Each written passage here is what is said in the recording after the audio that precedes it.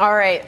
The Wall Street Journal reporting this morning that while embassies for the United States and Cuba will officially reopen today, the president's still facing considerable backlash from Congress in relation to lifting this near 6-decade-long travel and trade embargo. White House Press Secretary Josh Earnest confirming last week that the administration hadn't made any progress in their attempts to lobby Congress. Joining me now is former U.S. Ambassador to the United Nations and former New Mexico Governor Bill Richardson. Governor, how far, good morning to you, by the way, but how far can this normalization of relations go without lifting of the embargo by Congress? Well, what is happening today means that we can start talking about these issues with our diplomats, with our officials. But you're right, Cuba desperately wants the lifting of the economic embargo against them.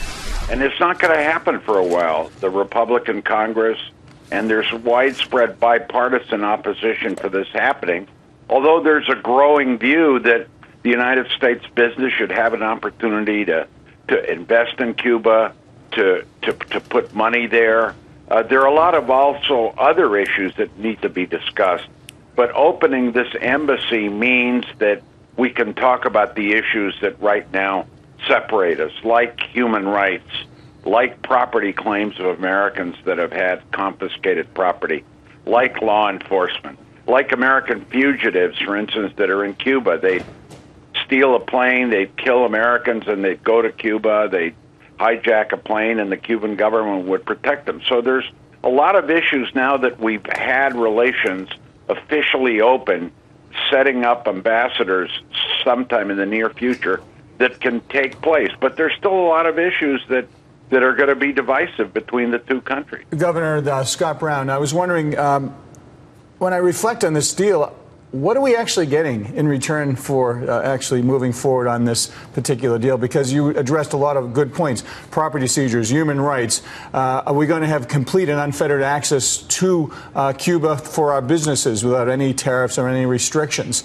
I still am wrestling, and as I've spoken to many of my former colleagues, they're still wrestling. Like, what is in this for the United States of America?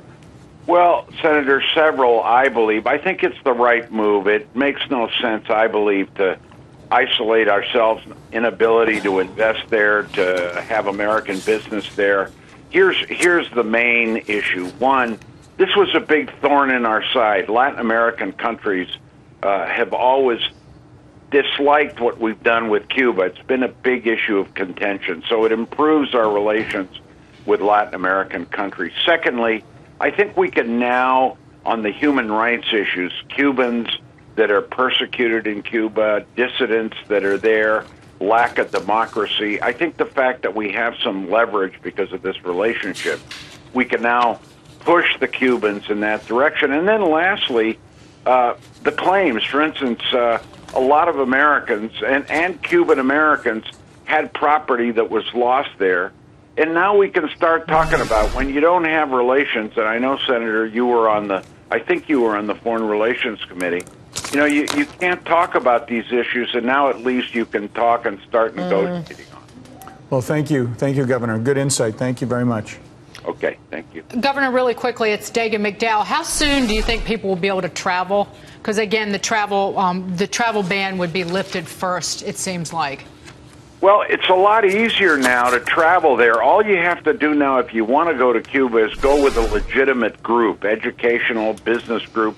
In the past, you had to go through what are called visas and sanctions waivers from the Treasury Department. It's a lot easier now. I think the next move is going to be the administration on their own can say travel is now free both ways between the United States and Cuba. In other words, you can just get on a plane in New York and go straight without being part of a group. So I think that's going to be one of the first things that happens. All right. Governor Bill Richardson, thank you so much for joining us bright and early on this Monday morning.